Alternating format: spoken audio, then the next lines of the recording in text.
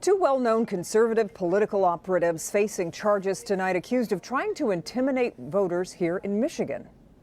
Attorney General Dana Nessel says the two are behind misleading robocalls that tried to scare people into not voting. You may remember back in August, Nessel and Secretary of State Jocelyn Benson warned people about these calls after complaints started coming in.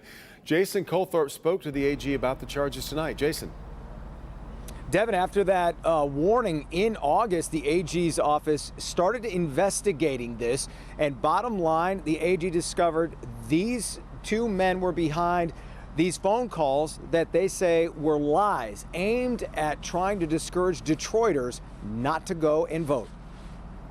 The civil rights organization founded by Jack Berkman and Jacob Wool. That phone call may sound familiar. But did you know that if you vote by mail, your personal information will be part of a public database? According to the state attorney general, 12,000 people with 313 area codes received that robocall in late August. That will be used by police departments to track down old warrants and be used by credit card companies to collect outstanding debt. I mean, none of this is true, but it is very scary if you don't know anything about absentee voting. Today, AG Dana Nessel filed charges in 36th District Court against 54-year-old Jack Berkman and 22-year-old Jacob Wall, the men she says are behind the calls. It's not just illegal to bribe or to threaten a voter to influence who they vote for.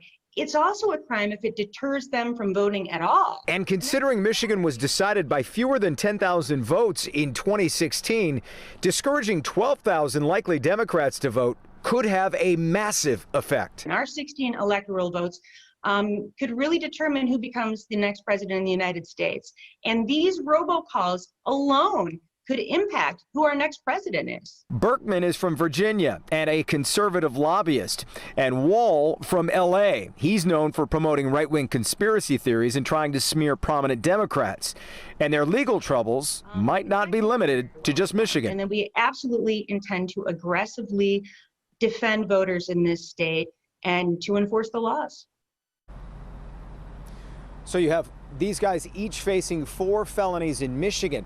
But they might also be looking at charges in New York, Pennsylvania, Illinois, and Ohio after 85,000 total calls were found in those states as well, all targeting urban areas, people of color, people who are most likely Democrats.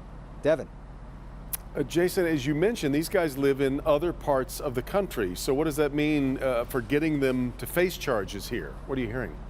We should point out they did deny this back in August when it first came out, but again, their names are right in that call. The AG said it's a little early to talk about that. We'll see if these guys turn themselves in on these charges.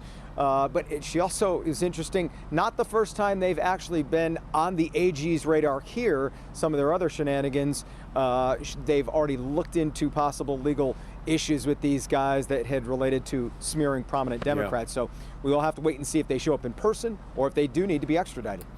Familiar names and faces for Dana Nessel, that's for sure. All right, Jason.